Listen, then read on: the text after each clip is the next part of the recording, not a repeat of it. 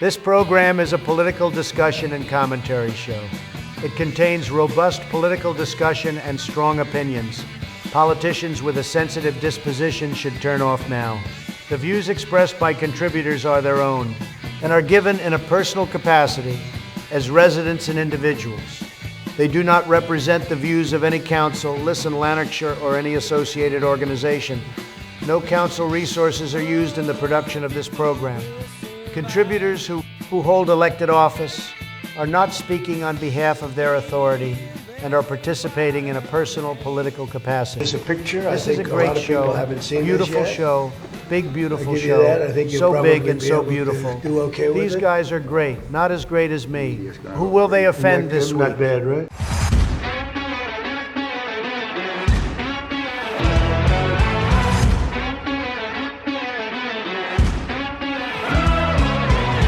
And welcome back to What's the Point, North Lanarkshire's #1 political and satirical podcast that aims to help educate the good folk in North Lanarkshire in all things politics. I am your host, Greg Lennon, and back with me as always is a man that needs no introduction.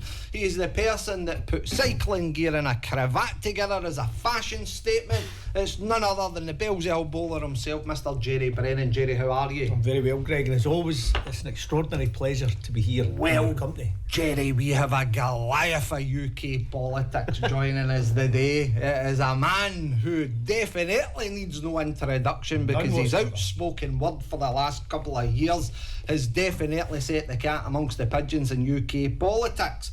Today, we're teeing off with Brian Leishman, yes, the ex-golf pro who traded fairways for politics, for navigating council officer relationships in Perth to standing up for Grangemouth and challenging the Labour leadership. Brian's journey is anything but dull. So let's dig into his swing from local to national. Do you see what I did there, Jerry? I did, Greg. And find out Seamless. what's the point of UK politics. Brian, how are you? Boys, before I say anything, absolutely wonderful to be here with you this morning, and also with that introduction, what are you doing? The next general election, I'm going to need an election agent. You're hired. I'm wasted. I'm wasted. But Brian, it's an absolute pleasure to have you on the show. So again, I don't know if you know much about what's the point, but it's a general discussion. Me and him are certainly no packsmen, so don't worry about any of that kind of nonsense. We're two geeks that love politics, and you came well on our radar a couple of years ago, especially when you were a councillor as well. We noticed that there was this young upstart starting to make his way on the boards in Perthshire, and we decided, you know what, we like the cut of that young man's jib, and we need to get a conversation with him at some point. So where do you want to begin, Jerry? At the beginning, Let's do that. So what we normally do, Brian, is to try and get a wee bit of background about the individual, about your young life, how you got interested in politics, your political journey, and you know some of the challenges that that you've had. Just, I mean, most people are going to know who you are, right? Younger listeners might not. We do have quite a lot of young listeners, and especially on TikTok. Sometimes we go on TikTok live, but so the Grangemouth thing is going to be a big issue. But if you can just give us 2 minutes about who Brian is. Aye, sure thing. 43, coming up for 44 years old, originally from Perth. Was a golf professional for 23, nearly 24 years. Loved it, but you know, ultimately when you're playing bad golf, and I was atrocious. Good company. Very good company. As I said to Greg, driving here this morning, I got PTSD flashbacks of driving past Shotts Golf Club. A Braids Yeah, absolutely. And that's where I finished up my career, at another Braids course at Alloa Golf Club. So yeah, I was a golf professional for 23, nearly 24 years. I was a Labour councillor in the Labour heartlands of Perth and Kinross. My election in 2022 meant that we were the fastest growing council group from 1 to 2 in Scottish politics. But obviously when I got elected in 2024 to Westminster, that meant we were the fastest decreasing group as well, from 2 to 1. Brian, why Perth? No, because I was reading a wee bit over the last few days prior to you coming in. You didn't stand in another area because of paper candidates, and you decided you were going to run in Perth. And originally I grew up 4 miles outside Perth in the countryside. I'm in Bank, but I went to school in Perth. I'd lived in Perth, and I joined the Labour Party in 2016. So for anyone that wants to read in between the lines, we know who was leader at that point, and I felt I'd always been a Labour voter. But you know, Jeremy Corbyn being fiercely anti-austerity, redistribution of wealth, that chimed with my own personal politics. And I'll share a wee bit about my own personal politics as and when this conversation develops. But in my adult life, I've been in a position where I've struggled, and I've seen gross inequality. That was in the middle of the austerity kind of period, starting in 2010, and I thought, look, things are desperately unfair. And when Jeremy became leader, it really did chime with my own personal sense of politics. I joined the party. I then at Christmas, let me think now, Christmas 2021, in between Christmas and New Year, that's when I had my midlife crisis, and I said to my wife, I think I'm going to try and stand for council. And she said the exact same to me then as I did a couple of years back when I said I wanted to get back playing 11-a-side football. She says, well, you better do it quick before you're too old. So I did. A wise woman. Absolutely. And then I did it. And I had the selection process. Now, there was 12 wards. We only had 6 candidates, but there was only 3 of us that were real candidates, 3 paper candidates. So the party played it cool. I did my interview, and then 15 minutes later they phoned me back and said, right, what ward do you want to stand in? Wow. And historically, Perth City North, urban area in Perth, Perth City is split into 3 wards, and it was the one where there's historical Labour presence. We used to have 2 councillors in there. We were down to 1 overall out of 40 councillors. I stood there, and then you know what, here's the truth, right? It was it's always between SNP and Conservative to make the council composition. SNP guys met with me and said, look, what's the story? Found out a wee bit about me, and they said, right, here's the arrangement. We'll say to our SNP core vote, which was very healthy in the ward, SNP 1, SNP 2, Labour 3 to stop the Tory. And basically I got elected with Scotland's, I think, smallest majority in 2022, 2.3 votes. Wow. So just kept on chipping away as the rounds went through, and then beat the Tory in the last round, last one standing. Became a councillor, absolutely loved it. Went in there with no real kind of political background, never worked for an MP, an MSP, none of that.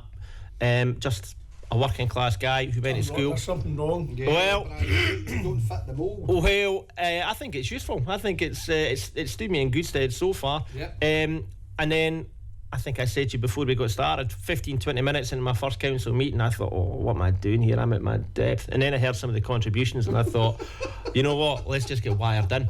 And then, I did. I got wired in. And then 2 and a bit years as a councillor, I then had my second midlife crisis, and I said, you know what? I quite fancy standing for Parliament. And there was a new seat, Alloa and Grangemouth. I'd worked in club manager as a golf pro for 13 years. So I knew a lot of people in the area. I'd seen it get ravaged, to be honest. Years of Tory government, and I thought, I fancied it. So I put my forms in December. January, won the hustings, chapped all the members' doors in Alloa and Grangemouth, had a lot of cups of tea and hobnobs, managed to convince them I was their best bet, won the hustings. And then my plan initially was I'm going to work 2 days in the pro shop, 5 days campaigning. That lasted a week, and I thought, nah, all I want to do is campaign. So I did my maths, poorly as it was, figured out I had enough money to last me until September election. That was wrong. So when he stood there in the lashing rain, I was delighted when Rishi said, let's do a July election, because I was running out of money. And I campaigned 7 days a week for months, and then got elected. Quick question about the big seismic story in your particular ward, and it's a nationwide issue. The Grangemouth refinery. In 24, when you were standing on that platform, were you standing on a platform that was promising investment in that site to ensure its longevity? Or at that point, did you have any inkling at all that there was going to be a suggestion of imminent closure? I knew that when I got the candidate position, I reached out to Unite the Union, where I'm a member of. I spoke to workers at the refinery. They filled me in with the situation. So as a candidate, I was well informed as to what was happening. Now, Anna Sarwar stood in the leaders' debate on, I think it was with Colin Mackay, so it would be STV, and he said, you can dig out the quote, but he says, we will step in, we will save the jobs at the refinery, we'll build Grangemouth for the future. I sat on my couch that night after the day's campaigning, and I thought, fantastic, brilliant news. This is exactly the difference that a Labour government should make. So this is the 200 million. Well, no, the £200 million for Project Willow was announced February 2025 by the Prime Minister at the Scottish Labour Conference. Forget that at the minute. This was Anna Sarwar saying we're going to step in, save the jobs at the refinery. I thought this is absolutely fantastic. This is music to my ears. The workers were delighted that I'd struck up a relationship with. Now, what I've then done is, after the election, I went down there, and it was priority number one for me. Went down there, and I tried to be as relentless as possible in raising it, not just in Department of Energy Security and Net Zero questions, but business and trades, Treasury, Prime Minister's question. I was given I got drawn out the shuffle for a Prime Minister's question. I raised it absolutely in every way I possibly could, because what we had there was we had an overwhelming case to step in and live up to what Anna Sarwar promised, because we talked about 435 jobs have now gone at the refinery, 2,822 in the wider supply chain. We've now seen the local economy impacted. Scotland's national economy has suffered, I think, to the tune of £403.8 million per annum out of the Scottish economy because of not having the refinery. And then when we look at it, Scotland's energy security, which is intrinsically linked to Scotland's national security, we are now an importing nation for oil. Our oil products come from Amsterdam, Rotterdam and Antwerp every week, or every other week, by ferry. By boat, I should say. So that comes up from the Low Countries right up into the Forth and docked into the new import terminal at Grangemouth. Now, we've just seen obviously what's happening in Iran, what's continuing to happen with war in Ukraine, global volatility, uncertainty. It's absolute nonsense that we are not refining our own oil. For lots of different reasons. And I did also labour the point as well to parliamentary colleagues, to the Secretary of State, Ed Miliband, and I said, look, that's all the economic and the societal reasons for doing it, and environmental reasons for continuing refining. I said, but there is also, let's be selfish, there's a political reason. The Labour Party has craved Scotland's central belt, the ex-industrial heartlands, back. We'd lost it for 15, 20 years to the SNP. We win them back, and my fear is that with an action, we hand them over again. So how did that play out, that conversation with the likes of senior figures and party members? How did that? It didn't go well. No, it didn't go well. And you can see by some of my reactions, to be honest, it wasn't performative. It was incredibly frustrating. I was emotional about it. I'd struck up a relationship with some of the workers there at the refinery, one that I still keep in touch with regularly. And I knew, I could see, because, you know, we're sitting here right now in mining heartland as well. As manager on the north side of my constituency is exactly that. We had, I think, 7 pits at one time there. Now, we also had mills, we also had breweries. We've seen deindustrialisation. We know what deindustrialisation means for Scotland and Scottish people. It's exactly the same with the Grangemouth refinery. So when you've got the Scottish Labour leader making comments that there's going to be support, it's fast coming, everything's all going to take place, do you think that's disingenuous then in relation to that approach with the voters? Because ultimately it was shown in the Scottish elections.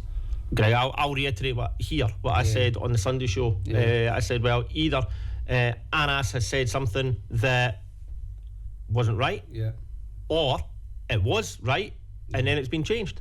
I'm still waiting on an answer on that. You still not had one? Still waiting on an answer on that. Now, if you had to guess, would you, this might be unfair to put that to you, but was it pure electioneering? To my knowledge, no, I've never had that conversation. I've asked the question, just as I said there, I said, look, did you say something that you shouldn't have said?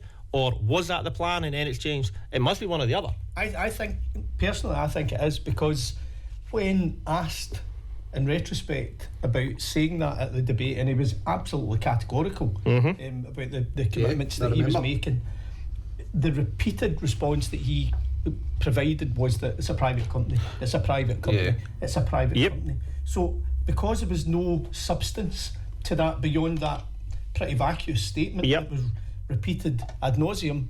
There was nothing for me to take away from that other than I don't think you were being honest. Well, because it hands it to the SNP for the SNP to politicise it. Absolutely, and that's something else that I try and emphasise that point as well. As the SNP, Conrad Landon, who was working for the Daily Record at the time, through a FOI, had basically found out that 3 years previous before the closure, Michael Matheson, Cabinet Secretary for Energy Security at the time, Falkirk East MSP as well. It's his patch. One and the same.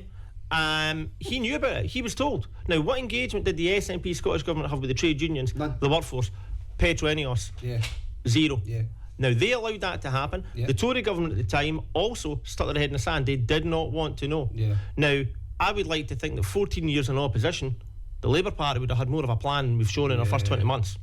Now, what you said there as well, Jerry, about private capital, private ownership, he repeatedly said that. And you know what? He's actually highlighting the folly of having a national key piece of infrastructure, something that we rely on and is essential to us, in private ownership hands. Now, something that I am really banging the drum for now is what comes next at Grangemouth, because the refinery is gone, but what comes next? Now, last week in the Commons, in a debate, I said about energy security, I said, whatever comes next through Project Willow, the £200 million that Keir Starmer promised to crowd in private investment at the Scottish Labour Conference in 2025 in February, government ownership is essential of that, because we will just be getting on the cycle again, the hamster wheel of private capital, perhaps foreign government ownership, being in charge of something that is essential, because we will need these new future green industrial revolution renewables here. Why are we not, as a government, taking ownership of that? It's the only way that we're going to safeguard jobs for workers, for community prosperity, and also Scotland's national security. Greg and I have spoken about that, not specifically about Grangemouth, but about the necessity for large infrastructural projects to be owned by the nation, nationhood.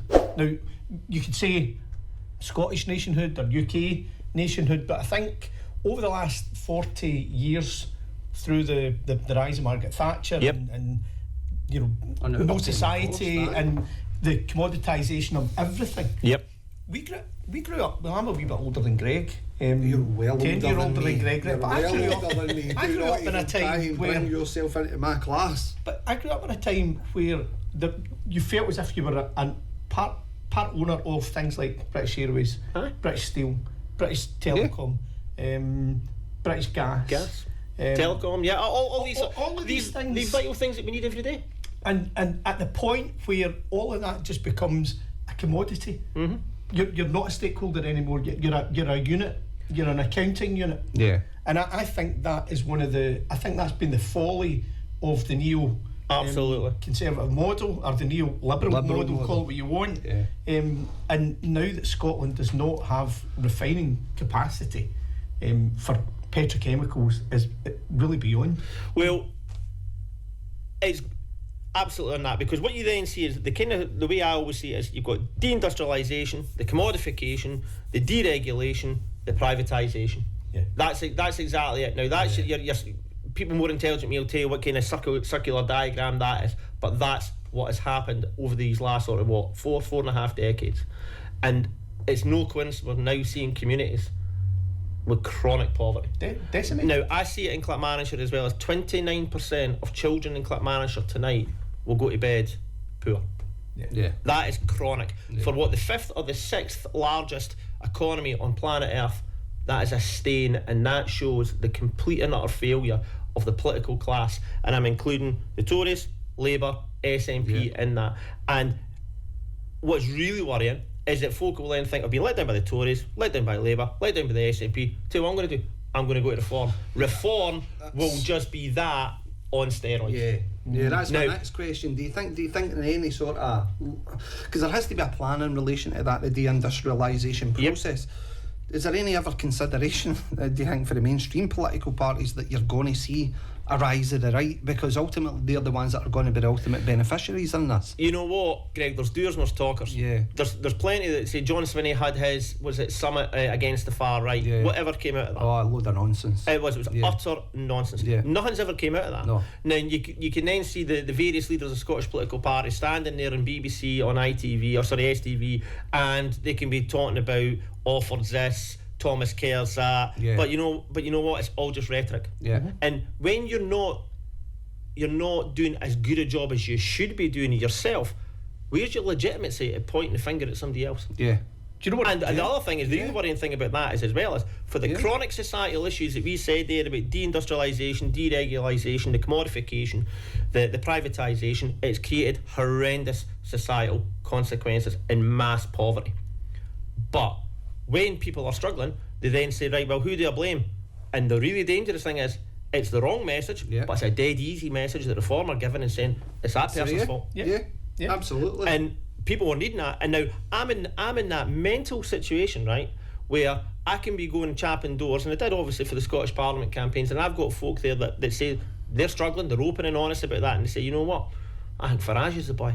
And you think, what do you think a guy who's got £5 million donation for his crypto part, for a guy who is earning millions outside of Parliament, says, now ordinary working class people for working class communities are then thinking, are getting their head turned by Farage, and that is a dereliction of duty of mainstream politicians. We were talking about this last night. Do you think there's a lack of social mobility now, and that's really what the root cause of everything is, because people are not getting the opportunity anymore? Absolutely. I think there is social mobility, but it's downward social mobility. Because when we look at it this way, as well as there will be, like I say, there'll be academics that can point to the statistics that show this, that probably now I've got a 20-year-old son. Now I look at it this way and think that he could be the first generation since the end of the Second World War who's actually could be worse off than his parents. That's your point. Now, where is that? Now, I tell you what sums it up, and I've said this story before, right? When you're down in Westminster, you need digs. So you get either £260 a day for your hotel if you want to do that, or the cheaper, more economical way is get a property down there that you rent.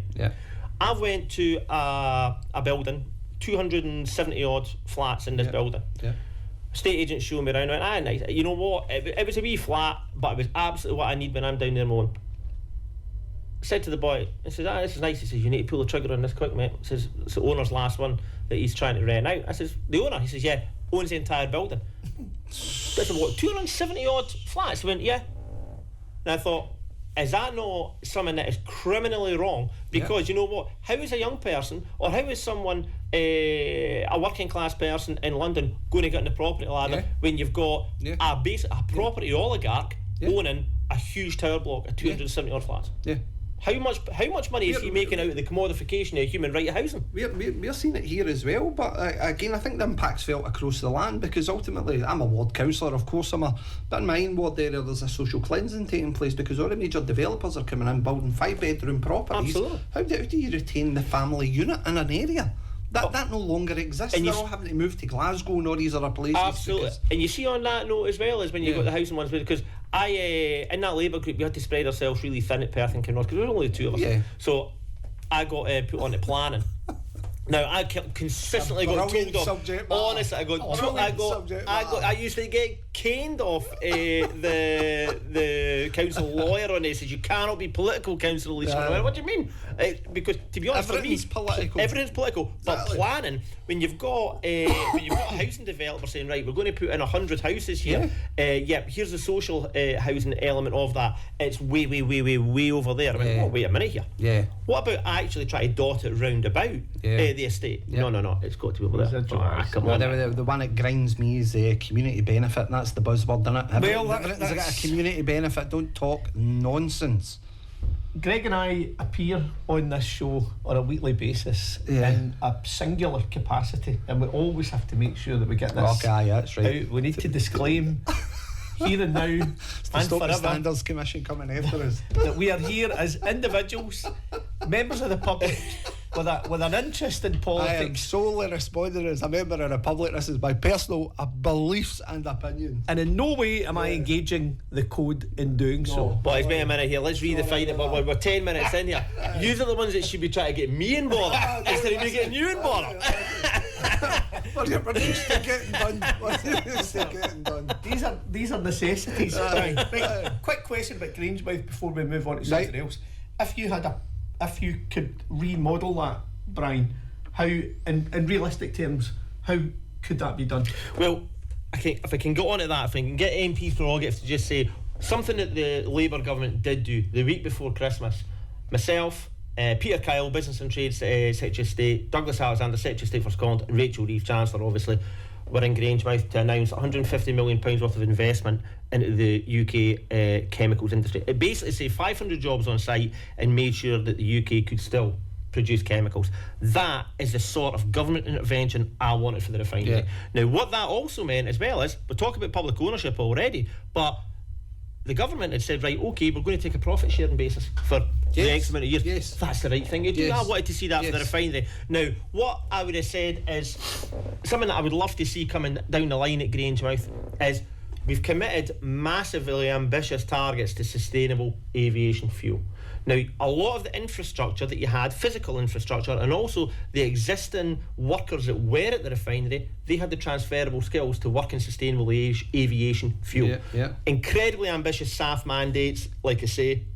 The only way that we're going to come close to achieving that over the next sort of 10, 20, 30 years is by producing it ourselves instead of importing it.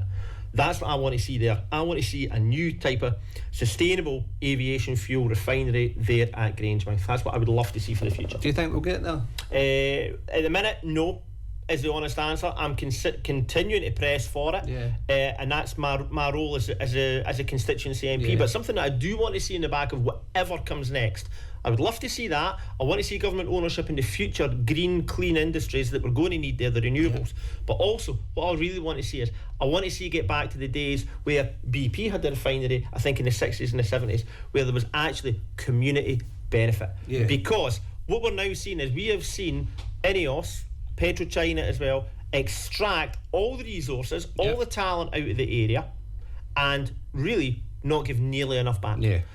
There's got to be better housing in Grangemouth. There's got to be better green spaces. There's got to be better facilities. There's got to be that sort of real welfare for the community. Basically, the new industrial future for the town that we're going to need, it should be driving that. The entire town's built around that. I was in Grangemouth a couple of months ago, and you can see the impact immediately as soon as you step into Grangemouth. Absolutely. And the concern that I've always had in relation to that is the poor communities that are left at the back of that with nothing to help them out. Moving on for Grangemouth, because I think that it's important, since we've only got you for a finite amount of time. UK Labour Party is again embroiled in scandal and everything else at the moment, with the Peter Mandelson affair, McSweeney in the background of all of this, and then ultimately Keir Starmer walks away and says that it was all Morgan McSweeney that did it, and took my pocket money at the same time. And you were one of the first to call for a resignation of the UK Labour Prime Minister. How did that come about then? You know, it came out of sheer frustration that Labour governments, truth is, the Labour governments don't come around all that often, and that means that when a Labour government is in power, they better get cracking, and they better actually try and change society for the better. And we haven't done that in the first 20 months. Now, we have done some good things, but the good things that we have done, Employment Right Act, now it did get diluted, but it is probably, I would say, in the last 25, 30, 40 years, it is the biggest uplift in workers' rights that we have seen in the UK. I would agree with you. Now, that's the sort of stuff I want to see a Labour government doing. Lifting the two-child benefit cap, that should be the very, very, very minimum that we should be doing. Absolutely, it should have been. Now, I want to see more of what you would call as real Labour Party values. When I went out campaigning there in the Scottish Parliament elections, or when I go out just door knocking in my constituency, which I still regularly do, because it's important that you're not just chapping folks' doors there looking for a vote every 4 or 5 years. Is that I've had people, members of other parties, go, I can't believe you boys are doing that. You think, well, if you can't believe it, how do you think I feel? Now, the big thing for me last year as well is that I got suspended, I think it was a week after it, was the welfare bill. Now, one of the reasons I joined and why I love the Labour Party, and I still love the Labour Party, is that we should be the people that genuinely look after the most vulnerable and disadvantaged folk in society. Yep.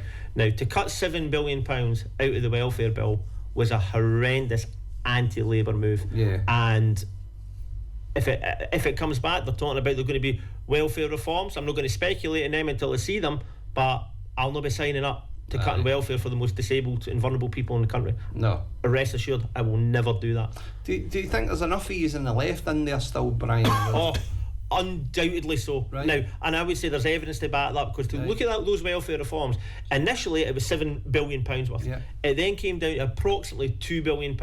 Now, that was only because the left wing, and I'm going to say socialist MPs in the Labour group, basically were galvanised. We were an effective fighting force. There might only been about 40 to 50 of us, but by goodness me, we worked with Disability Rights UK charities, Scope, lots of different charities. We got them into Parliament to do briefings for MPs. Aye. We went and we did media. We spoke in debates. We spoke at rallies. Aye. We were visible. We were noisy. We were loud about it. We talked about, and we spoke at our CLPs as well, about what real Labour Party values are.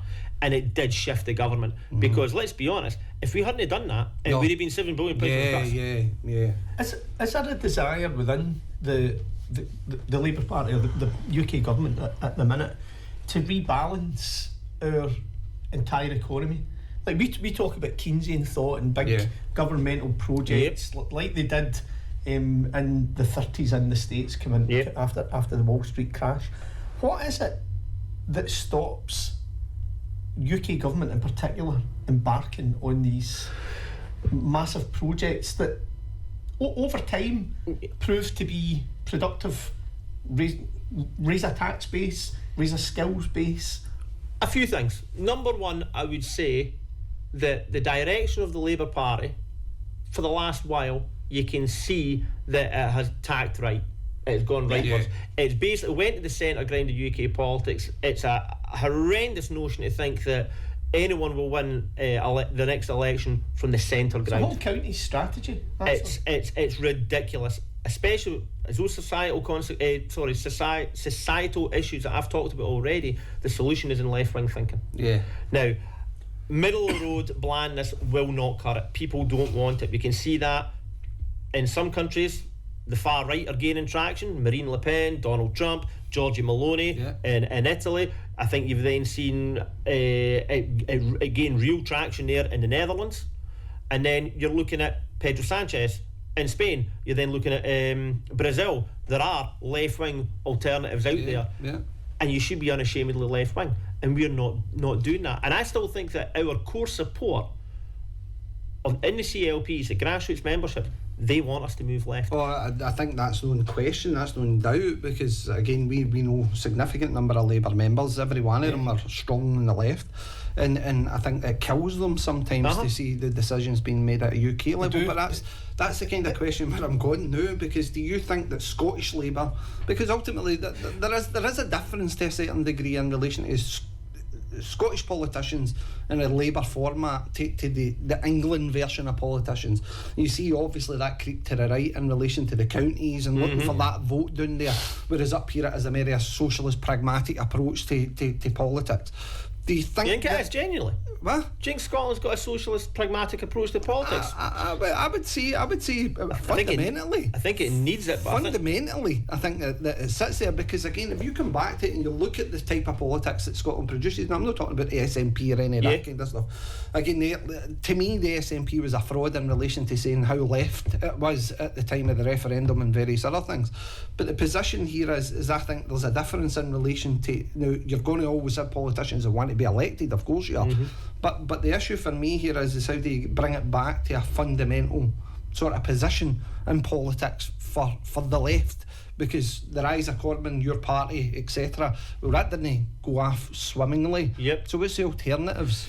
I think it's got to be, well, you say there, to look at the first thing you said there as well. You're saying there about Scottish politics being more left. Now, this is on my party, right? Aye. See that Scottish Labour manifesto? Name me stuff that was left-wing in it, socialist in its thinking. Oh, in the Labour manifesto? No much. There was nothing. No. Now, again, like I said about that centrist, middle-of-the-road blandness, there was nothing transformative in there. The Scottish Labour Party, absolutely has to rediscover its radicalism. That's for lots of reasons. But let's just look at the political reason. Right. Every election since devolution, we have returned less MSPs. Yeah. Now, we're now in a situation where Anas Sarwar has said that I'm not going anywhere. I'm going to be the leader. I'm going to stick it out and I'm going to be an effective opposition. Anas Sarwar has had 2 Holyrood election cycles, right? Yeah. And in both, in 2021, he didn't get any new leader bounce. He returned less MSPs than ever before. 5 years later, and let's be honest as well, as we spent like drunken sailors on the campaign with social media, with media, all that sort of thing, and he returned even less. Now, that says that the brand of politics that we are offering in Scottish Labour does not cut through. Folk are rejecting it. So it's got to come back to a point that you made there, you asked me there as well, Jerry, that I didn't get over to talk to you in the last one. Out the room without answering. I'll tell you another thing as well, is there's a lack of ideas. Yeah. Where are the ideas? Now, there's ideas out there. When we talk about things like, let's just talk about one thing, a wealth tax. Yeah. Now, why not introduce something like that to actually try and redistribute wealth and power and, crucially, opportunity across society? You can't do that, Brian, because all these millionaires will leave. Well, you know what? I've already been said the exact same. I've listened to a wee bit of that Go Radio, which is the radio version of GB News on the telly. It is multi-millionaires. I find it hilarious that we've got 2 multi-millionaires telling us that we should all tighten our belt. You tighten your belt, but we should get more tax breaks. You should be carrying the burden more. It's an interesting show. So there are solutions out there on the left. Aye. What we've got to do in the Scottish Labour Party is we've got to try and fundamentally drive that change from within. Aye. Because clearly, right now, when you look at it, since devolution, whatever Scottish Labour have done, it's not worked. No. And let's be honest, we're talking about scandals as well as, and I'm not going to political point score because you know what, there are scandals in every political party. Everyone. But I tell you what, we couldn't lay a glove on the SNP that was massively dysfunctional. We were shocked at that. We were shocked. Massively dysfunctional. Yeah. Not working. And I tell you as well, out in the doors, there was no great love for them. There'll be a lot of people that will be galvanised, pro-independent supporters, which I respect. And they say, well, you know what, I'm going to vote for him, hell for leather, I need to do it. Because that's the way you get an independent vote. I think a lot of people get that. They held their nose. I get that. But we need to put forward a platform of radical policy ideas that will transform Scotland. Yeah. Does the party need to separate? It's a serious question. Does it need to be its own independent entity? You know what, it would certainly go some way of, you know, if you dip your toe into my social media, is Labour, House Jock, sometimes a Quisling, which is a wild shout, but you know, you get that sort of stuff. The branch office. You see, if we broke away from the UK entity, the Labour Party. I did throw in the accounting unit earlier. The accounting unit. The whole branch office part. You know, if we went independent from the UK Labour Party, it would be a legitimate way of stopping it. Mm-hmm. But that's only part of it. We've got to, as I say, that's just part. We've got to rediscover radical, transformative policies and politics that will meaningfully change working class communities across the country. Which Labour was fully at one point. It was fully at one point, and then all of a sudden you have the Blairite era to make these electable and stand out in that crowd in relation to Lower England, and it's to make it appealing. But I find it staggering at the fact that, again, coming back to that point, the amount of money that was spent in the Scottish Parliament election to return very few 17 MSPs. What's the answer in that then? Is it a Jackie Bailey, or even worse still, is it a Paul Sweeney, or is it who I'm saying worse still in my opinion. This is no scoop for you. I've already said in the media that the leadership team, and that means the leader and the deputy leader, they've had their chance. They need to stand aside. Now, I'm not going to launch anyone's leadership and deputy leadership campaign here, but it's got that change. There's a change that's got to come, and it's got to come from within. That's it. Elected members have got to say, is there enough talent within that pool, but to bring around that radical process? I think I know where they sit. They're not sitting with Labour at the minute, and you and I have spoken about this loosely. I think, personally speaking, that because I've got loads of pals, as does Greg in the Labour Party, we share common beliefs and common there's one question that separates us. So often it is that, right? But if the Labour Party stood on its own in Scotland as a Scottish entity, detached from England and all the bad news that periodically comes up, whether it's Mandelson or Keir Starmer, our promises broken, our increases in national insurance for employers which kill local authorities year after year. Do you not see that there is a whole pool of potential voters who might say, well, I could put my ex next to Labour if they were Scots and if they relented in their approach towards independence and allowed Jerry, some freedom of thought in that? Jerry, it's very interesting. Now, the way to do it is absolutely, it's got to go to the Scottish Labour membership. Yeah. That's a democratic way of doing it. That's absolutely, so any decision like that has to be done with the Scottish Labour membership. It's not something that should be imposed on them. It's a members' party, an internal party democracy. Looking at, you talk about Keir Starmer and Morgan McSweeney and Labour together, we've seen what intense factionalism does. You can't do something to membership. It will never end well. Then, I think it's a question that is for them. Now, would I like to see it? I think I want to have the discussion, because something's radically got to change in the Scottish Labour Party. Do you think that the SNPs kind of want to watch in this? Because again, whilst Labour isn't there being transformative on the left, then there's no alternative to the SNP. The SNP can just continue to put an election forward. We laugh about it all the time. Both votes SNP. My goodness, what a failed and tested strategy of nonsense that is. But my thing always comes back to the electorate. The electorate has nothing else to vote for other than the SNP, and again, it is that hold the nose when you go to mark your ballot. Absolutely, that's what I say. Be bold, be transformative, offer something different. We need to break from the status quo, because the management, the message that we came out with, and we didn't come out with much messaging in the campaign. The message was, you know what, vote for us to stop the SNP. Why would you vote Scottish Labour? You need to give folk something to vote for. It's not enough to say, well, we're no them. It's not enough, and that comes down to a lack of ideas. I never voted for them because of the various different reasons, but the big thing for me was the increase in national insurance for employers, because that immediately hit our local authority area and employed 17,000 people on an annual basis, between 11 and 12 million pounds on our revenue budget. So it was almost like we're going to give you an increase in your revenue this year, but we're absolutely going to be taking it away. So you see, there's no change. And this was the mantra in which they were propelled to political success. And Jerry, it comes down to taxation. Taxation, nobody wants to admit this, but taxation is a good thing. It is a civilising force in society. And the caveat to that is if you tax the right people. And the employers' national insurance was a mistake. What should have happened is you tax the multimillionaires, the billionaires, the corporations. You go after that big money. That's what should have happened. And this idea that you touched on it earlier is about, you know what, there'll be an exodus. You know what? See, if it was a billionaire leaving, or if it was a raft of doctors leaving, I'm more concerned that a raft of doctors leaving. Tax their assets. Tax their assets. Hit them with an exit tax.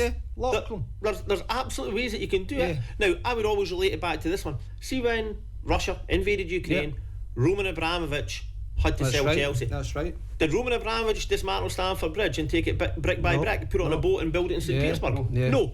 Had the asset.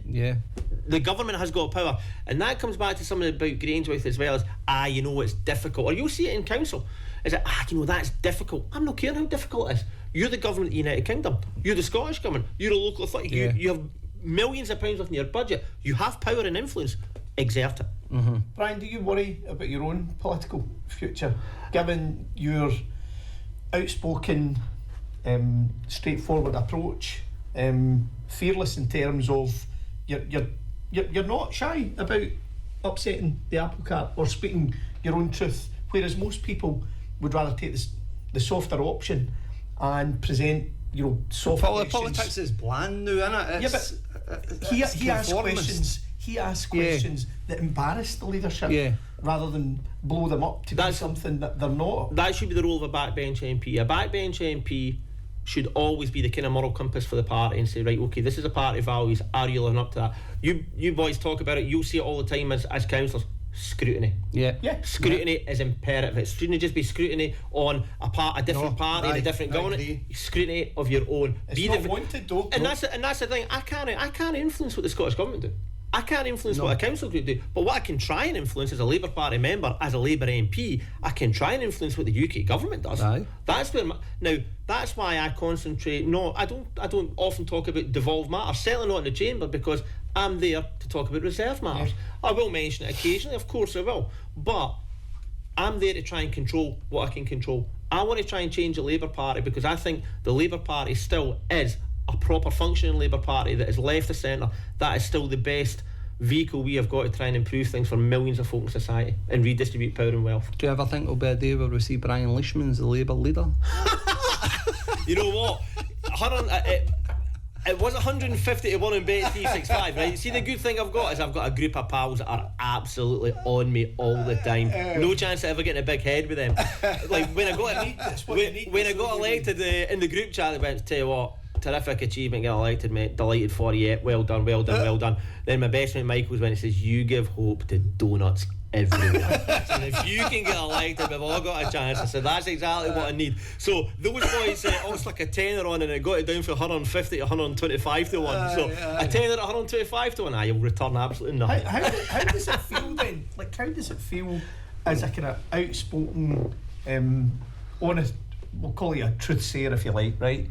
How does it feel then when you're in among the cabinet? Do you feel like it? Do you feel like a Quisling, Brian, in that, or do you still feel that you're part of that oneness? I'm part of the Labour Party, and as I said earlier on, I love the Labour Party. I still think my version of the Labour Party is not what the current version is, but I just try and do everything I possibly can as one member with one vote to try and shift it into where I want it to be, because I still think that is the solution. Now, my own political career, I don't even I don't even define it as a career. I'm just look at it this way. After this today, I've got a surgery. If I sit there in a surgery across a table in a community hall and I've voted in a way that makes someone poorer, I have to justify that. I'm not going to do that. That's not what I'm elected for. I'm going to represent my people, represent my community to the very best of my ability. Whatever happens at the end of that, will happen. If Burnham gets in, and I don't think he's guaranteed to get in, I think Reform are going to throw the kitchen sink at this by-election, and I don't think that Burnham is absolutely guaranteed. If he does, would he be your choice? I think he's the best bet that we've got. Now, when I look at the other runners and riders, West Streeton has been upfront and honest about it. West Streeton is doing what every Labour politician that wants to win an internal election will do. He is channeling his Karl Marx and Nye Bevan. He is no left-wing solution. That is for sure. Now, if anyone gets duped by that, I'll refer them back. I'll sell them the magic beans that were the 10 leadership promises of Keir Starmer. He won't do well in Scotland either, because he was the man, and we've used this, we've coined this in various roads arenas. lead back to Westminster. All funding routes lead back to Westminster. They gave the does not cut through in Scotland. Does not benefit Scotland in the Scottish Labour Party whatsoever. Now, Andy Burnham has been on, I would say, fair to say, he's been on a political journey. He's went on the, I described it as a Tony Benn route. He was on the left, was he? Certainly not. Not in government, but when he's left Westminster, he's definitely moved in the Tony Benn direction and going left. Done some great stuff down in Manchester. I think he is a skillful politician. I think he is the only Labour politician in the United Kingdom that could win Makerfield. On your point, I think he is the only one that could do it. And I think he's a skillful communicator, and let's be honest, with Reform and the money that they've now got, because don't underestimate 17 MSPs for Reform, however many they've got in the Senate, all these local councillors, what it will do is it will boost their bank balance. They're going to have access to much more parliamentary money. They will then therefore get their ground game going. They will then get more activists. They will become more professional. The council elections, I foresee their biggest gain, because again in Scotland in particular, all you need to do, and without bringing it down to its basics, we had Ross Lambie when it was a Hamilton by-election. We were talking to him in relation to, because I think it's important, we have to talk to these people and let them talk in particular. But the issue for me was, which concerned me, was how quick and how switched on they were. We know where our vote is. We just focus anywhere there's a Union Jack. That was, and that is the simplicity. Seen that Hamilton by-election? It was really interesting. It was on the day. I've went through, I'm doing a few road groups, that's fine. So I'm walking, we finished the road group, we're walking back to the car. You know what, I'm on my phone, doing a couple of emails as I'm walking. I'm separated from my group. outside one of the primary schools. It's a polling station. There's a boy there, kind of light blue, teal coloured rosette. Thought, oh yeah, Reform. He's speaking to two lads there. Yeah. Walking past them, they've seen my red badge on. I went, all right, boys, I have a minute of your time. Right. I stood and spoke to them for 10 minutes, and I just said to them, says, look, what's your story? How come you're standing here with Reform rosette on? You boys Reform voters? I used to be Labour. I says, why'd you leave? Now, that's the question that the Scottish Labour Party's got to ask these people. Why did you leave? And they told us. We stood and we spoke for 10 minutes. I've then went back to the party, fed it back to the party. That's the data that we need. That's the data that we need to be figuring out and actually saying, right, what do we now need to do to combat that and to actually win these people over? And you talk about like that. You talk about earlier on as well, Jerry. You said about would the Scottish Labour Party benefit of kind of being autonomous and breaking away from the UK Labour Party? Something that the Scottish Labour Party has to appreciate, and I'm not sure that we do, but we have to be upfront and honest about it as well, as where has our core vote gone? Our core vote historically in the last 2 decades has went to the SNP. Yes. And until we actually say, right, how do we get these people back? And here's a story for you, right? One of the disputed ballot papers in the general election, we done our sampling. It was clear after a couple of boxes going to win. Felt amazing. Honestly, what a rush it was. Get called around the monitors, disputed ballots. There's one, right? Can we swear on this? Aye. And they're not on radio, you're not on live radio, so you're fine. Right, okay, I'll leave it out anyway. Okay, lack of vocabulary. So, anyway, it says, it didn't have a cross next to my name, it just wrote in the box next to my name, it says, you've got one chance, and it called me a name. Now, that was exactly how people voted and felt in 2024. Right. A lot of folk, probably SNP voters, I thought, or historical Labour voters that have left the party and thought, you know what, we need to get rid of the Tories. You're the chance. We're going to vote for you, but didn't let us down. We're lending it. Yeah. Now, that's where our core vote has gone.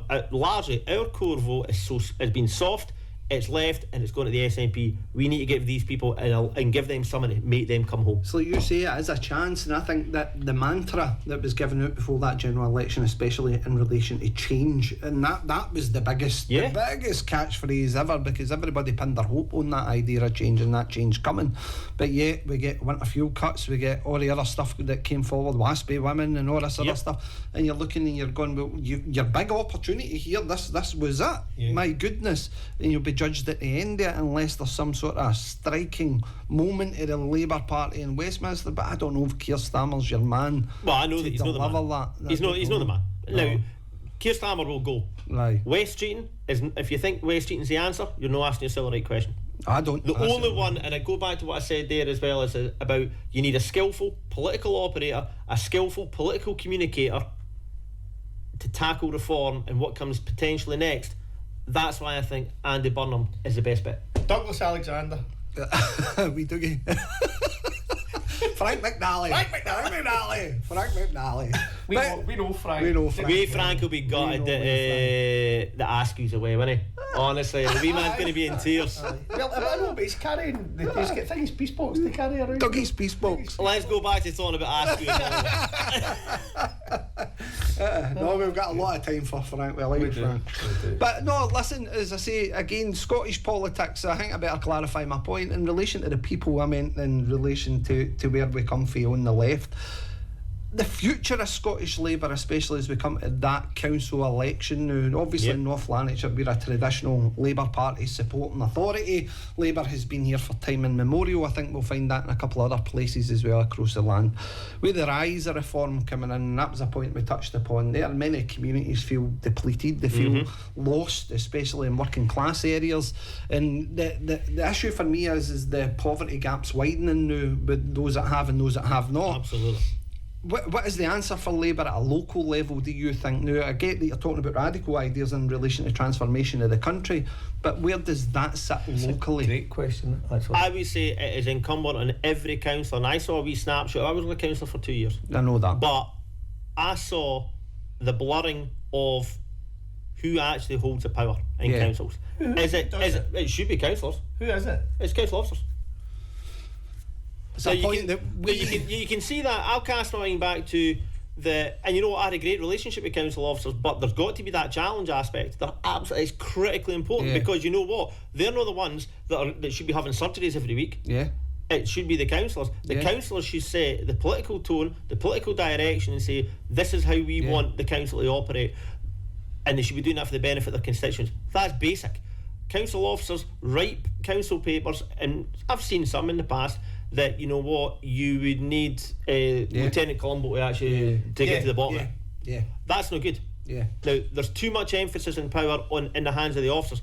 We've got to, as I said here, I'm not here to put you in an awkward spot. You're here to put me in an awkward spot. Let's define it. I'm only teasing. Define each other's. We'll say that. Testify to that. Define each other's roles, and that should be as councillors should be setting the tone. Officers should be operating. We're elected. We're chosen by the people. Absolutely. We're not in a comfortable position. It's re-election every 5 years, rightly so.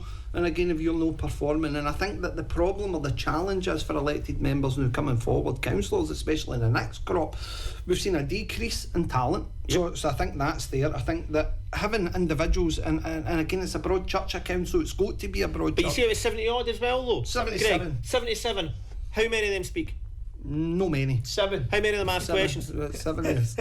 7. In our other life, it's me having Big David. Stop being a bottle bag and just say, listen, this is what it is. But you see that at every level of politics. You know what? I didn't want to go down to Westminster to be voting fodder. No. Now, you get that at every level of politics. No. Even when we were in the SNP, I wouldn't sit there and shut my mouth. If I disagreed with the SNP group, I would highlight the fact that I disagreed with the SNP group. I took it stinking on Twitter, or X now, a few days back, because I've went Ivan McKee, beg your pardon, Kenny Gibson, presiding officer, I said, good shout. He said, FMQs, twice a week, one specifically for backbenchers. I said, that's great. However, what has to happen is, the SNP backbenchers should be there asking difficult questions. It can't just be softball cheerleading softball questions. You don't have it anywhere in the SNP. You have this conformist idea now in the SNP. All political parties have went to that structure. Yep. And I think, again, until we get more individuals like yourself and others to actually come in there to say, do you know what, I'm not going to be part of the status quo. We want to make that change. You can't switch scrutiny off. It shouldn't be a light switch. If you don't, you end up with things like 1.8 billion contracts going to sole bidders and incumbents. 1.8 billion, I go on about this every week. 1.8 billion pounds that went to a sole bidder in relation to our property repair contract. Or you have a 450 million pounds contract in a report to council stating that the incumbent and the new company who were awarded the contract were roughly the same in terms of price, but one was 26% less expensive than the other. Right, okay, well, these two things can't exist. Please explain that gap. No. And then when you ask the chair, I'm not compelled to ask the officer to give justification. And if you press, you know where you end up. Yeah. There's a question in this, and again, this comes to every fundamental level of politics in Scotland for me. We local authorities, Brian, you'll see it yourself, and obviously your short time that you were a councillor, but obviously you get an opportunity to speak to all sorts of politicians across the land. We local government, we've always believed it's the most important position of government. Because ultimately, you wake up to it, you walk out in that street, that's every single bit of that is all about what's going to happen in your day's local government. The issue that we've got is we're seeing councils fail across the country now. And in that failing, what we've decided as a nation, and via COSLA and various other things, is to increase pay awards for the most senior managing local authorities. So now we see council chief executives get about £240,000 per year. Bear in mind that the Prime Minister doesn't get that. Well, we made that point the last couple of weeks. The Prime Minister doesn't get it. First Minister of Scotland doesn't get it. But yet we're paying these individuals who are overseeing organisations that are clearly failing because services are being depleted, etc. It's not even performance related. There's no performance relation or related pay involved in this. But yet we continue to give them more autonomy, more power, and the local members are getting decreased in power across the board. In relation to that idea of Labour, what do you think Labour could potentially do to bring back a sort of equilibrium in that relationship? There's a great shout. Wow. Have I stifled you there? It's a great question. Now, again, you know what? To reiterate, it comes down to ideas. It does. Comes down to ideas as well. You know what? I think you then say fundamental fundamental thing, one thing that we could have actually said in the manifesto, got together and said, right, I tell you what we're going to do. We are actually going to change how councils are funded. We're going to have to change council tax. Because SNP have promised that forever. Ridiculous. Almost as long as we've been promised to get rid of the House of Lords. I thought I'm going to throw that out there for a wee bit. But a bit, you know what, Greg, a bit of political balance there. I look back at my 1996 UK politics book when I was back at college, and there it is in black and white, the transformation that was going to be made. Yep. And instead they made more appointments. There was more patronage than there was under Blair than there was under Thatcher. Yeah, so no, that was a wee bit of political balance, and I'm just going to say that no one party's got the monopoly on good ideas or bad ideas. We need to have a look at how councils are funded. Honestly, as well as this is maybe a wee bit antagonistic to say, Cosler's pretty toothless. We're in let's be honest. We're in an agreement. Cosler's a talking shop, toothless. What are they actually doing? Greg, give disclaimer out for that. So there's a thing, right? Jerry and I have a bug in relation to let's take for talk and say Audit Scotland. Audit Scotland's another one. Audit Scotland's language that's used, and we in the reports, they're basically told that they have to use a certain language because they can't antagonise and they can't do these different things when it comes to being critical or scrutinising local authorities. And you're looking, you're going, well, they should be able to, they're professional enough, should be able to just turn around and say when a council's not performing, here's the reason and it's not performing. And we're going to investigate to the full extent and power of the law. There isn't anything at all. It seems to be everything in Scotland's just been whittled down. It's cosy, it's managed, it's an easy thing to do. It's lazy politics. And I think is it lazy or is it a lack of ability to actually do it? It's both. I think it's both. I don't think there's any desire or motivation at Holyrood. No, I don't know enough about Westminster, Brian. You trump us on that. But in terms of Holyrood, they are in envious, comfortable positions to maintain power, to sustain a status quo that's already been in place for 25, 30 years, and there is no desire to change it because everyone is comfortable. Everyone is comfortable. And Audit Scotland, right, and I don't want to downcry them too much because they have an important job to do, they, right? Listen, I think it's one of the most important. Best value reports, but they have to be in plain speak. And they're not. And it allows local authorities and chief executives of local authorities to not just to skirt, but to read out the reports that come before them as positive reports when they've been slammed. But the language that's used in it is so... The real politicians are the people that write the reports. Indeed. To be honest, Indeed. And if you put that through any kind of meaningful check on that, you know what that's saying. But Joe Soap, reading it won't, and the lazy councillor won't know either because they're not interested in it. All they're interested in it is it's been done, it says we're great. Jerry, you see on that one there as well, as you're then talking to pivot it back to being MP, MSP councillor, it doesn't really matter. How many times have you seen when you were in council someone say, a new member said, how are you settling in?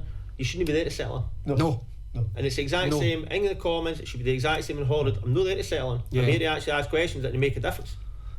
I was, you're kind of different. Greg's just a more outspoken kind of guy than me. I'm a wee bit more...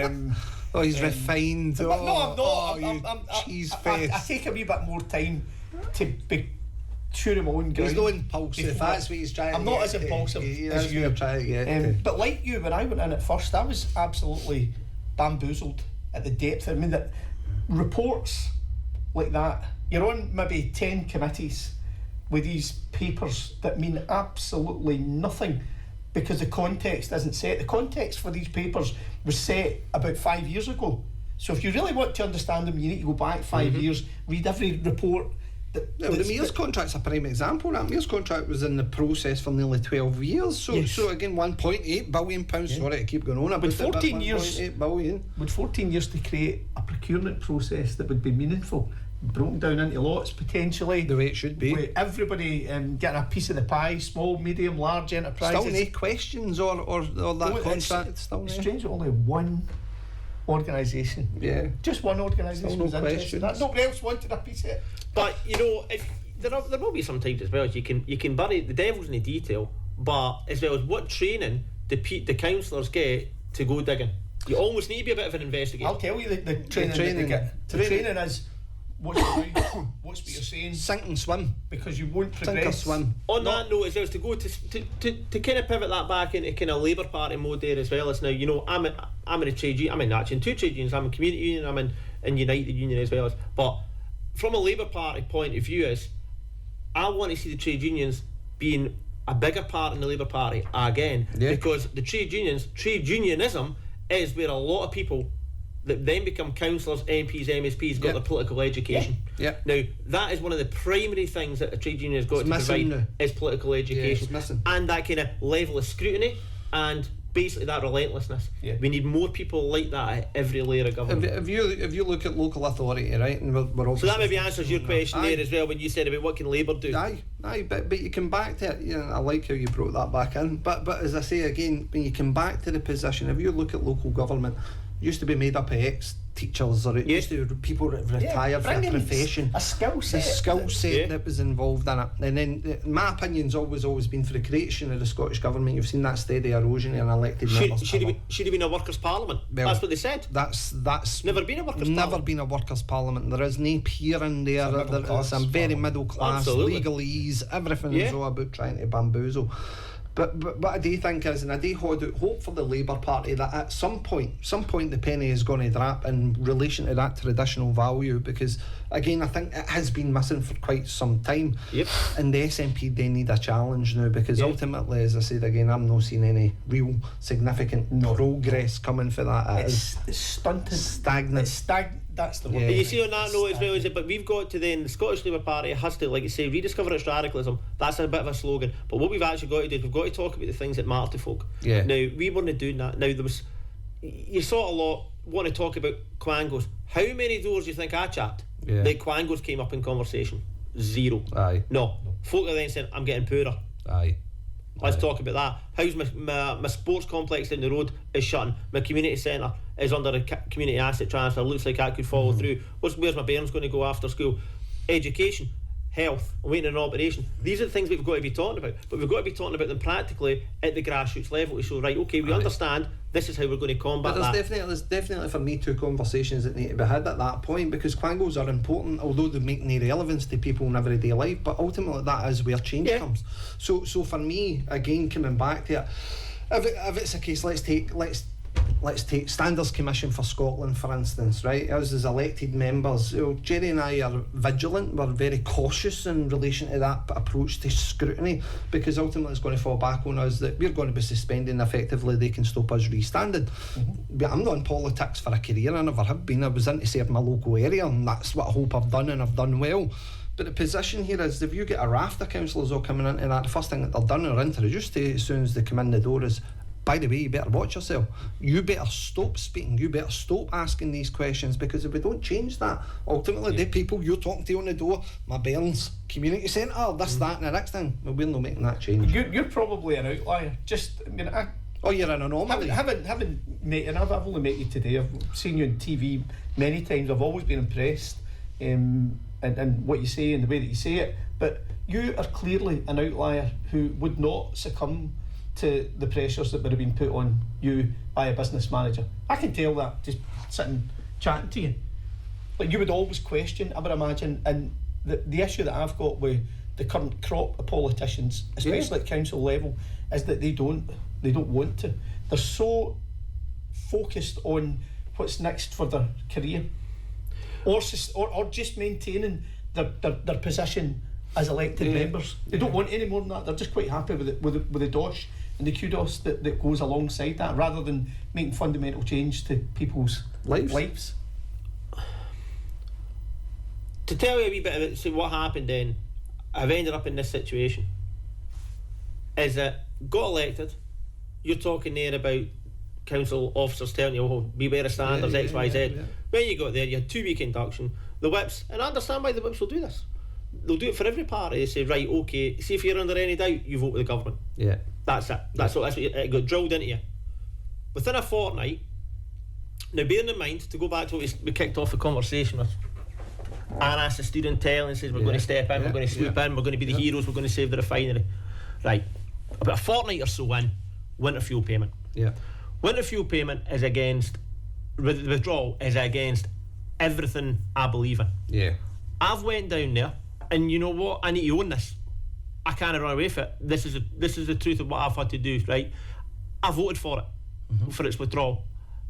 Within 5 seconds of voting for it, beeping my pass on the recorder, I thought, what have I done?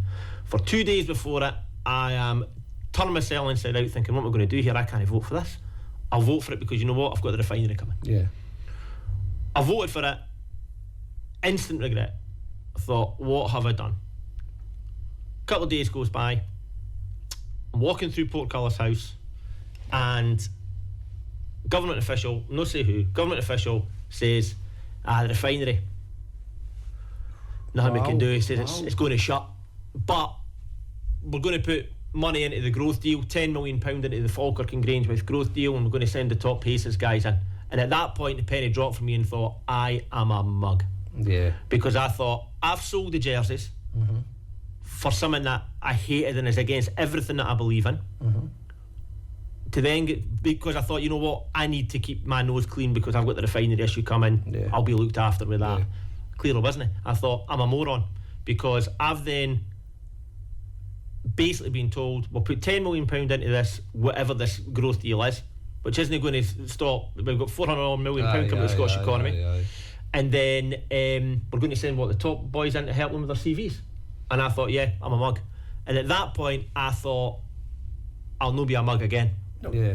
Now, that was the penny drop moment for me. Then I think about maybe, I don't know, a couple of weeks, I don't know, it could be a couple of months, I can't mind. Waspy Women, the announcement came. I'm sitting there in questions, 9:30 questions, which I think it was a Tuesday. I might be wrong, but anyway. It comes up on the kind of ticker tape in the TV in the chamber. Urgent statement today. Liz Kendall, DWP, Waspy. And I thought, all right, okay, I'm interested in that. I've always campaigned for Waspy Women. Yeah.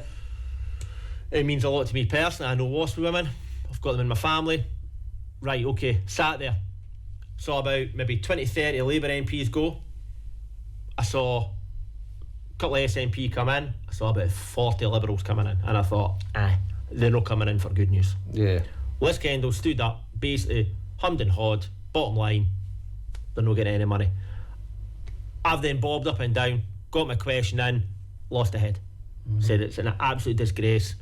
I was quite emotional about it. And at that point, you know what? I thought, that's the first instance that I thought, do I stick with my guns here, or do I just sign up for any old dross? Aye. And I thought, I can't do it. No. So then I don't know honestly how many times I've broken the whip from there. I'm just looking at it on a vote by vote basis. There's no strategy to it. It's just a case of, is this going to make things better or worse for my community? And that's how I vote. Listen, it's refreshing. I don't think it should be praised. I think that's what everybody should be down there to do. I understand the whipping system is such that, you know what, the government's got to get its business through, but I just want it to be real Labour business. Aye. You know what I mean? Aye. That's what I want. I'm not wanting cuts to the most disabled and vulnerable folk, disadvantaged folk in the planet. I'm the one to see them getting poorer. I just want to see real Labour Party values. Well, Brian, you better hurry up because that's over an hour we've been here. We're moving into the council elections next summer, right? You're in and around your community a lot. I'm assuming that you're close to your CLP. You're meeting with council officers today, so you've obviously got a really comprehensive interest in your constituency. Does Labour have a strategy for local elections next year? I haven't seen it yet, but we've just through. I'm not going to be critical of that at the moment because you know what, we're just obviously through the Scottish Parliament elections. I'm sure that leadership in the Scottish Labour Party are formulating that strategy right now. My goodness me, we need to, because you know you guys have touched on it already. Councillors are absolutely on the front line. You're the ones that get up, drop the kids off at school, get called at the school gates, go down for your messages, get told, oh, what about this? You deserve a strategy, and you need more of a strategy than we presented for the Holyrood elections, that's for sure. And the last one, you famously entered politics at 39 as a midlife crisis.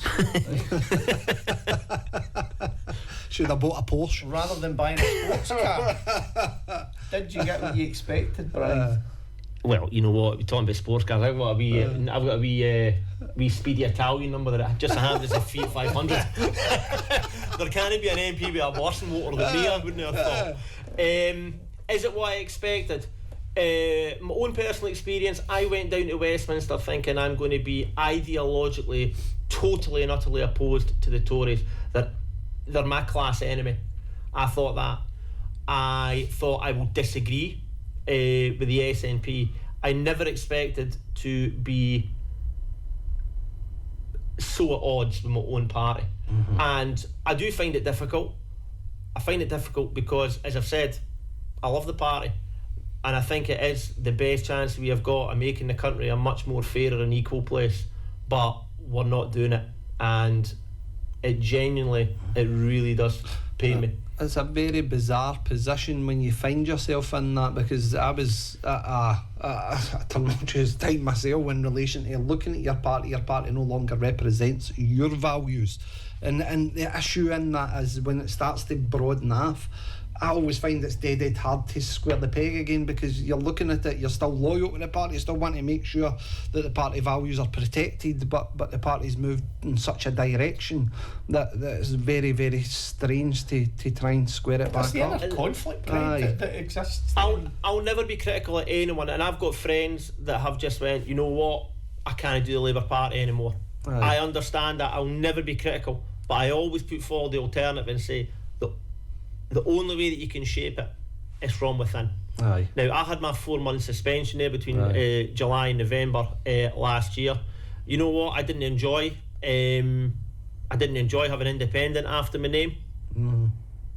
I wanted to be in the Labour Party, but I want to try and shape the Labour Party in whatever way I possibly can in what I think it should be, and that's why I'm still in it.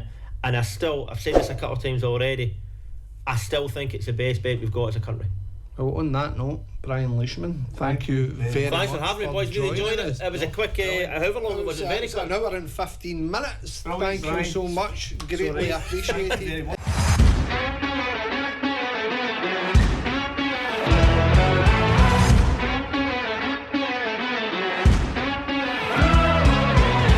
And welcome back to What's the Point, your number one satirical and political podcast serving everybody in the Central Belt and sunny North Lanarkshire. I'm your host, Greg Lennon, and as always I'm joined by a man whose exotic taste for Amazon items. We're talking about £2,000 pens, we're talking about salt shakers, £1,000 umbrellas, we're talking about a camper van, my good old pal the Bellsy Hull Bowler himself. How are you, Mr. Exquisite Taste? Very well, Greg, and as always it's an extraordinary pleasure to be here. And just as an example of that extravagance, this tissue cost me £540 my goodness, what a day in politics it's been a day, Jerry. I'll put it through my expenses. Well, that's what I was going to say. Mr. Morell and his eccentric taste for those extravagant items has finally been released. There is a name for it, Greg. It's called Would you spend £2,000 on a salt shaker and a pepper shaker? It's bizarre. It is very bizarre. Conspicuous consumption, that's the terminology. Well, I think it's been rather strange as well as the SNP's approach to everything, all that. Well, it doesn't come as any surprise, Jerry. However, what I would say is you and I have obviously got first-hand knowledge in relation to how the SNP normally conducts internal scrutiny, and it just looks like it's a chapter out the textbook. It's more of the same. It's more of the same. I phoned you up, actually, it was either yesterday morning or this morning, to just have that very discussion. That when we were in the SNP, it seems to be that the very behaviours of the former First Minister and the way that the party was conducted was almost a carbon copy of the internal workings of the SNP group in North-Lanarkshire Council. Uncanny. Yes. It is uncanny. It's Strike down like conversation. Copy. Strike down conversation. Anybody have anything critical to say? No. Okay. Do you think, and again I think that we need to note the now as well, is with a great guest on the night, Jerry, Brian Leishman, and thanks very much to Brian for his time, very honest and frank discussion. I'm not going to hone in the SNP stuff, but I think it's probably better that we get Brian out the road the now in relation to his contribution. We've had some wonderful guests on this show. Brian Leishman is right up there with some of the very best. 100%. He's right up there.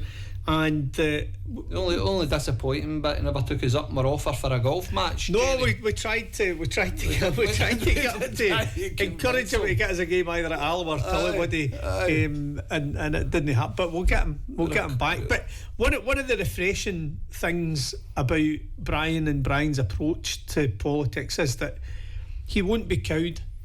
He won't be whipped, and he's experienced exactly what happens when you are whipped. And I gave that example around the winter fuel payment, when he went against his better judgment because he thought in the longer term the Grangemouth thing was going to go his way, and he got neither of them. Do you not think it's rather bizarre, given the fact the SNP's behaviour, which is obviously well publicised at the moment? As I said, today Mr Morell appeared in court in Edinburgh in a list of items in which he is supposedly, or has admitted to, embezzled in relation to SNP funds to pay for. Again, if you look at the standard of politics that exists within the SNP, and then you look at the calibre of individuals who are elected to prominent positions. So again, John Swinney refusing any sort of internal review, the SNP's processes, if anything at all, could have been seen or identified quicker. You've got the critics of the SNP, former SNP members. Joanne Cherry's been very, very prominent this week in relation to the Sturgeon and Morell position and everything, and John Swinney's position and everything. Did you hear McCaskill yesterday morning? No. He was absolutely brutal in his description of what's going on, and while he focused really heavily on the Morell Sturgeon type of thing, he was still rattling the banner for what they did to Alex Hammond. But is there anybody within the SNP that's like a Brian Leishman? That's kind of where I'm going with my question. The SNP needs reformed internally. There's no doubt about that. No. And again, over the last couple of weeks, and even we'll go back to the Jordan Linden case, the culture that exists within the SNP, especially at the NEC level to the leadership level, it's shut it down, stop the questioning, stop the scrutiny. If you don't do that, you're threatening the cause of independence. You evil people. I heard a recording of a covert recording of a meeting in North Lanarkshire with the SNP group, where one particular individual made that point. Was that the former business manager and the Cumbernauld councillor? That was the former business manager, indeed. And it's that kind of approach, rather than one that is, I'm not saying inquisitive for just for the sake of being inquisitive, but if an issue of import of the Jordan Linden nature, or the issues around budgetary issues have been brought forward by members and have been shut down, there is something wrong. Politics is about discussion. Politics is about clarity, scrutiny, and too often I think we are confronted with politics and politicians who want to just protect, and it's brand. It's brand beyond anything else. It's about what, £300,000 per MS, or nearly £500,000 per MSP. So take away their 90-odd thousand or 80-odd thousand salary, then there are hundreds of thousands for office staff and their office rental and everything else. Again, it's a significant amount of money that these parties generate in relation to elected positions. One point I would raise now, just because I don't want to lose my train of thought, listening to Joanna Cherry and the culture that existed within the SNP and her treatment, and when she obviously came out to lambast Nicola Sturgeon in relation to her leadership, do you not see the similarities and the comparisons there? And I get that this is at a national level, but we're coming down to the local, back into North Lanarkshire. The level of comparison that existed with Tracy Carragher when she was the leader of the SNP group and we were dealing with the Jordan Linden scandal. So I'm going to put my disclaimer out right now that while I'm here as a member of the public, speaking as a member of the public, I can speak about being I think next week we'll be able to tell people why we're having to disclose and make disclaimers all the time. I'm looking forward to that fact of revealing exactly the reasoning behind that. But the parallels that you draw are absolutely correct, and they're absolutely clear. And the micro management. Everything's fine. Everything's great. No, that's not how you run things. The strongest organisations, the strongest groups are the ones that don't bat away scrutiny and challenge.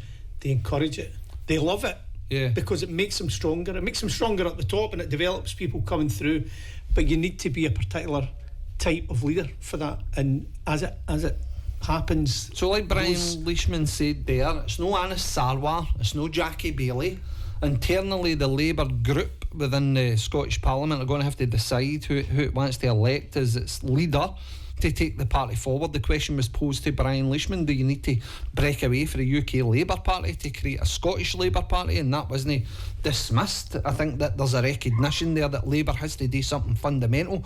But I think it's refreshing to hear about the idea of Labour becoming radical again in its approach and its ideas, because that's something that's surely significantly missing for the electorate at the moment. Here's a question for you, right? Now, you can't answer a question by asking a question, you know that, don't you?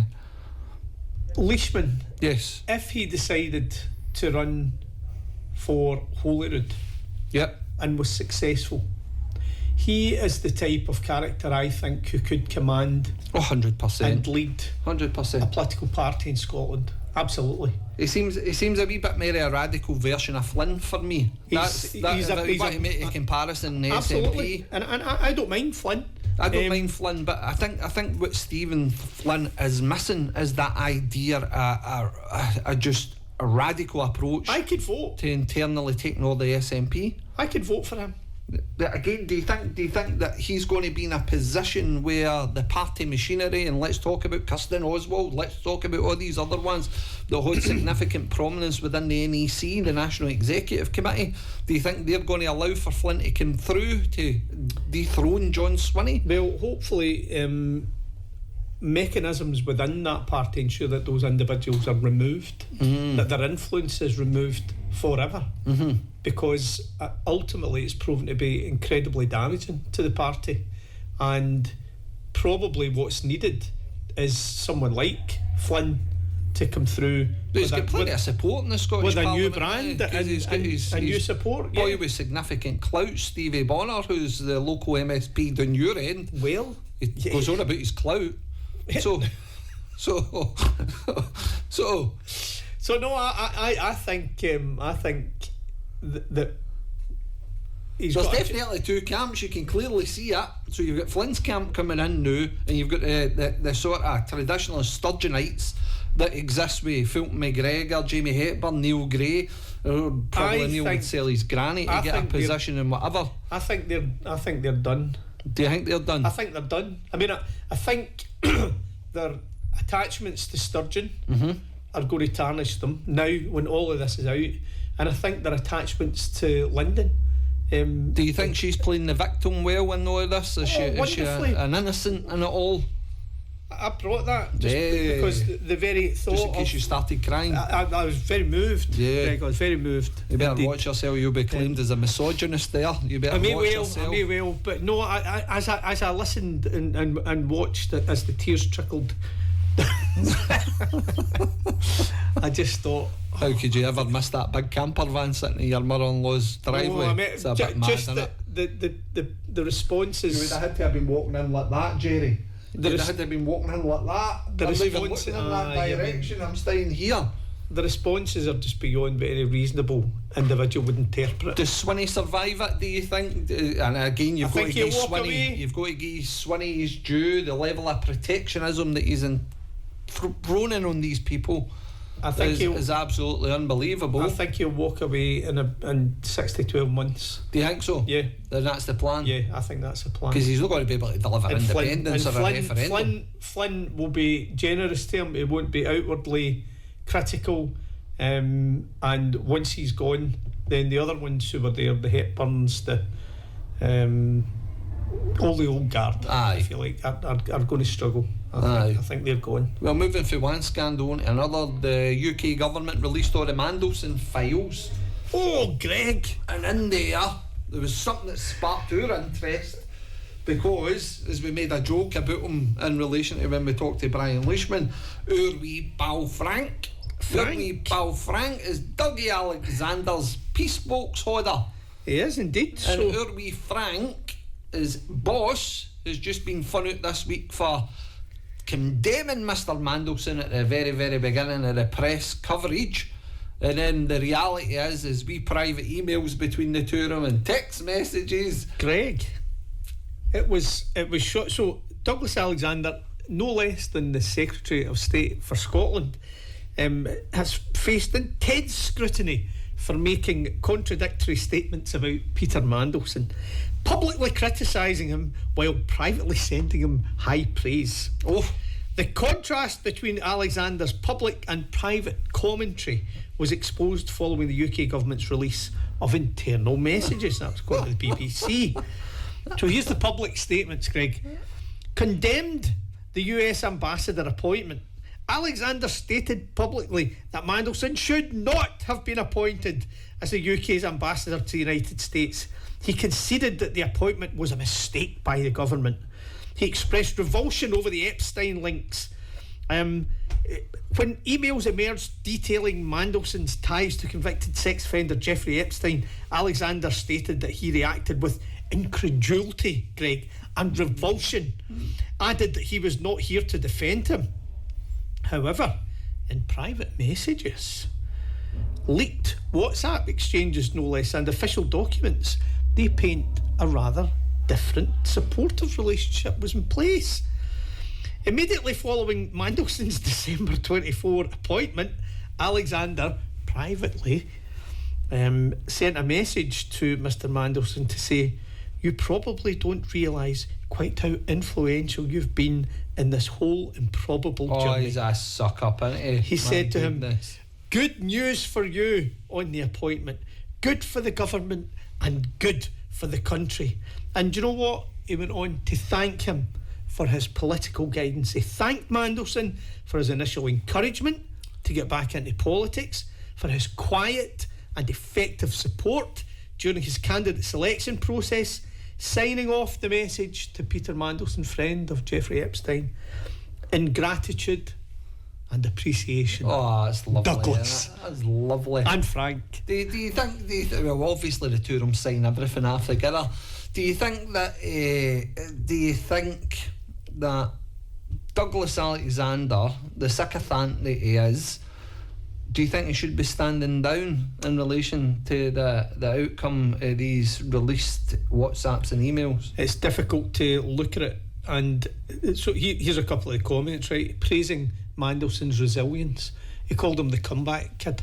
Wow. Praised him for being the comeback kid, and writing things so like, it shows the relationship's a bit closer than what you would normally expect for somebody just to say congratulations on a job role. Well, yeah, but he goes further than that. He seeks his mentorship in his new role. Alexander explicitly asked for Mandelson's ongoing political mentorship, writing, "And yes, of course I would value your counsel on trade." So knowing all the history and background about Mandelson and Jeffrey Epstein, he still would have courted his judgment and guidance for things political in relation to the UK and here in Scotland, and for that reason he should not be in government. He needs to be out, hoofed out, and if you could have the recall, I would have the recall on Dougie Alexander. What about a recall on Frank McNally? Just a peace box. Just a peace box for now. Should he resign? He should think. He see if anybody else needs a cold drink or else a cafe latte. He should think long and hard about his position. Half time. It would be interesting to gather the thoughts of you on TikTok. Given these significant revelations, should Frank McNally be standing down as Dougie Alexander's personal secretary, or should he continue in the role, given the fact that Dougie Alexander is a massive sycophant for the Mr. Mandelson and the friend of sex offender, paedophile, whatever you want to call him, Jeffrey Epstein? Anyone who understands the role that Frank McNally plays in relation to being the I won't be derogatory in terms of peace, but it's only fun, of course. But anybody who knows that he's his, his assistant will absolutely ask questions as to why he felt that he could continue in that job. Surely there is something within the man himself that says, you know what, I can't put my name to this anymore.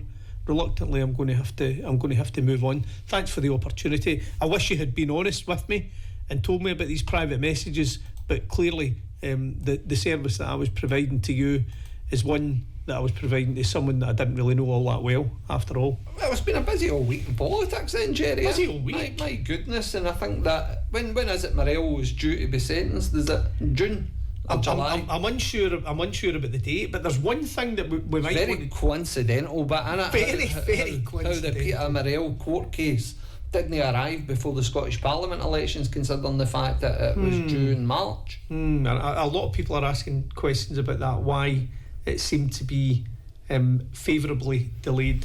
Not suggesting that it was purposefully delayed, but I'll just say favourably. And by the way, I think just for clarity and proportionality, there was a Conservative that was jailed for VAT fraud in South Lanarkshire, who held the position Chief Executive of Scottish Tories or whatever it is. I don't know what the actual position was. I read it in the press, but been little coverage about it. So a £1 million VAT fraud.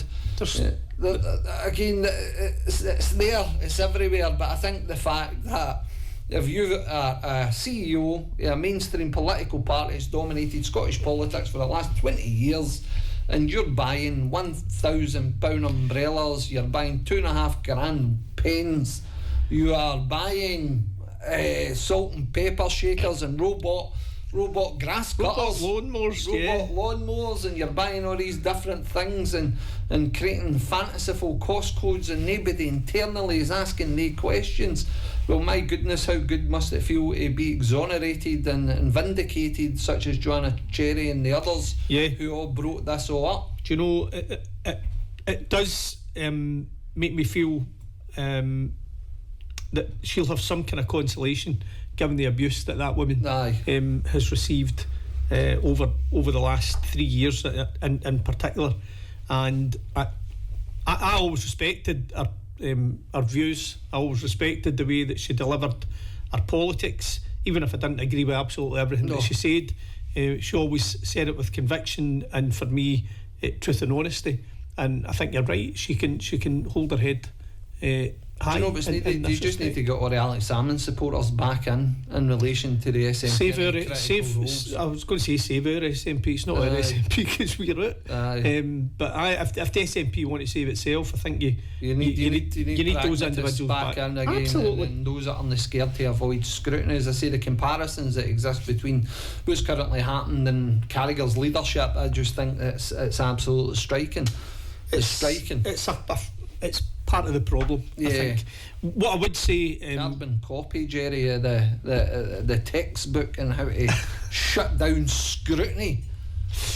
We don't need scrutiny in the SNP, Greg. It's bad news. It's bad news. What is going to be interesting, we might want to talk about this next week. I know we're kind of just about winding up now, but I was listening to radio this morning, and there was an awful lot of discussion about the shift between trade union membership. I know what you're talking about. From Labour to Reform. So trade union members who would normally have voted Labour switching in substantial numbers to Reform, and I think that can have a massive impact. Because nobody's representing them anymore. That's the issue. And again, we covered it with Brian Leishman. If you are a politician at a local government level, a Scottish Parliament level, a Westminster level, you're more sort of inclined to take the easy road. You're going to take a salary, shut your mouth and say nothing more. I'd be worried if I was a Labour councillor in any of the local authorities in Scotland, and I do have you wouldn't really be worried, because you're going to jump ship. You're going to try and see if you can get a position in Reform. That's what you're going to try and do. I do have concerns. Be an exodus. I do have concerns that if there is that split between Labour and Reform, that it creates a back door for the SNP to continue to continue and prevail, perhaps. Well, next week's show, Jerry, we've got another guest coming up, and we'll obviously release that later on in the week. But thanks again to Brian Leishman. We look forward and we encourage everybody to tune in next week, because hopefully you and I are in a position to explain why we're having to do so many disclaimers, Jerry. Well, so Greg, many disclaimers. It's difficult to put into words how challenging it can be just to confirm to yourself the capacity in which you leave the house in the morning, enter your car, go to work. But also it'd be good to talk about the exact complaints that have been made all the years as well, Jerry, because I'm looking forward to that. Let's put everything in the open. Indeed. So thanks very much for joining me. I know it's been a short one. Always a pleasure, and Greg. for you good folk on TikTok, thanks very much for joining us as well. The numbers seem to be getting bigger every week, Jerry. I hope that you's on the own Amazon tonight trying to find out the detailed names of the salt and pepper shakers. Although if you get to the police auction, I'm sure you're on to a few winning prizes. I'm going to that. I'm sure you'll pick up a couple of bargains. Anyway, this has been What's the Point. Thanks very much for joining Greg. us. See you soon.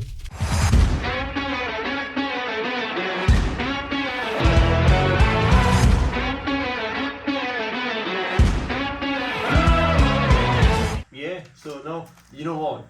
Best job in the world. That's the truth, boys. Honestly, it's amazing. I love it. It's better than being a councillor, I'll tell you that. Well, you know what?